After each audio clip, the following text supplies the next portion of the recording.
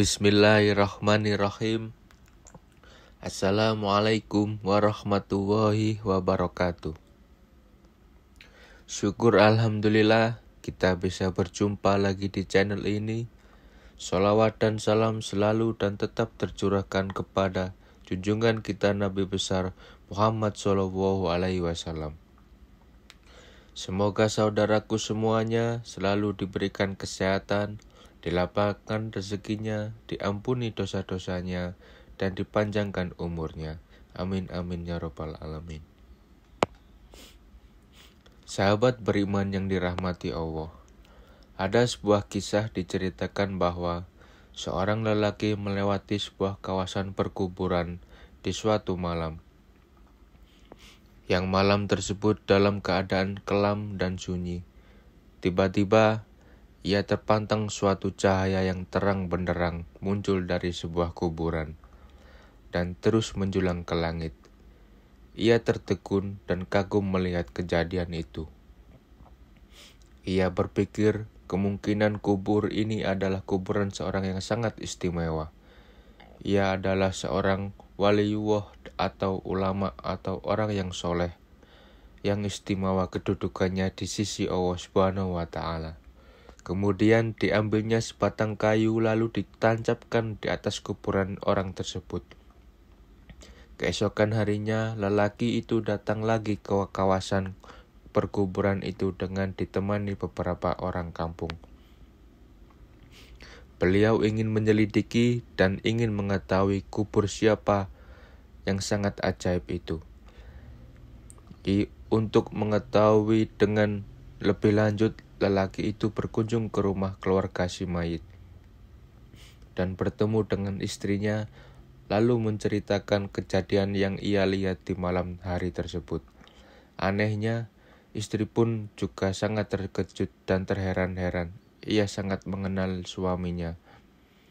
Suaminya bukanlah siapa-siapa, suaminya hanya seorang petani biasa, bukan seorang yang alim, bukan seorang ahli ibadah, dan bukan orang soleh. Apalagi suaminya bukan imam, bukan muadzin, bukan guru, dan bukan suaminya. Apalagi suaminya bukan imam, bukan muadzin, bukan guru, dan suaminya malah tidak bisa atau tidak pandai membaca Al-Quran. Dan ia tidak pernah mendengar suaminya membaca Al-Quran.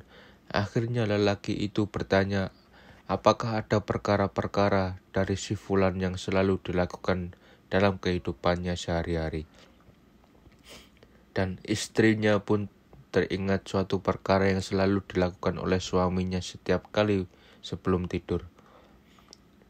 Pada setiap malam, suaminya selalu mengambil air wudhu, kemudian masuk ke dalam suatu ruangan, lalu mengambil Al-Quran, lalu ia cium dan dipeluk dengan penuh kecintaan dan kasih sayang. Dia akan duduk dan membuka Al-Quran itu helai demi helai seperti sedang membaca. Sedangkan ia orang yang buta Al-Quran, dia akan meraba-raba ayat-ayat Al-Quran itu dengan tangannya seolah-olah sedang menyentuh dan membelah sesuatu yang sangat dikasihinya. Istrinya berkata lagi, ia pernah mendengar rintian dari tangisan suaminya yang sangat sedih mendayu-dayu dengan penuh penyesalan. Tuhanku, ampunilah aku karena aku tidak mampu membaca kalimat-kalimatmu ini. Janganlah engkau hukum aku atas kebodohanku ini ya Allah. Wahai kalam, Allah maafkanlah kesalahanku. Aku tidak mampu membaca kalimat-kalimatmu. Aku tidak dapat bersahabat denganmu. Aku juga tidak dapat memahamimu. Tapi aku sangat mengasihimu. Aku sangat mencintaimu, wahai kalam Allah. Janganlah engkau mendakwa aku. Jangan engkau menuduh aku di hadapan Allah di akhirat nanti. Kemudian lelaki itu meminta untuk melihat Al-Quran kesayangan suaminya itu. Benar saja yang sangat mengharukan setelah dia melihat naskah yang sering dilihat suaminya itu memang kelihatan lusuh dan nampak memang sering dibuka berkali-kali. dan ada bekas air mata di kertasnya. Tanda seorang sedang menangis pada matanya tatkala membuka lembaran yang suci itu. Hatinya telah bersatu dengan roh Al-Quran. Dia sangat mengasihi kalimat-kalimat Allah itu dengan sungguh-sungguh. Berarti ia mengasihi Allah dengan seluruh jiwa raganya. Sahabat beriman yang dirahmati Allah, marilah kita menghidupkan Al-Quran dimanapun kita berada.